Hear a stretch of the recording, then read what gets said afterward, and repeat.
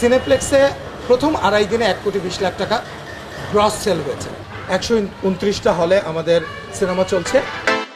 ভাইরে ভাই, 2.5 দিনে 1,20,00,000 টাকা ক্রস সেল করে ফেলেছে। 2.5 দিনে 1,20,00,000 টাকা আয় করে ফেলেছে তুফান সিনেমা। এই 1,20,00,000 টাকা শুধুমাত্র সিনেপ্লেক্স থেকে, সিঙ্গেল স্ক্রিন থেকে কত টাকা আয় করেছে সেটা জানা যায়নি। সিনেপ্লেক্সে প্রথম 2.5 দিনে 1,20,00,000 টাকা গ্রস সেল হয়েছে।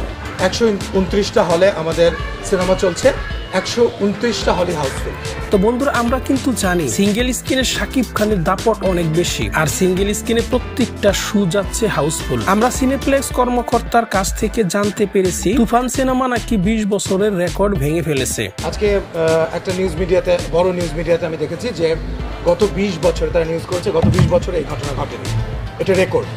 তুফান সিনেমাটি নির্মাণ করেছেন রায়হান রাফি। এই ছবিতে শাকিব খান, চঞ্চল চৌধুরী, মিমি চক্রবর্তী, নাবিলা সহ আরো অনেকেই অভিনয় করেছেন।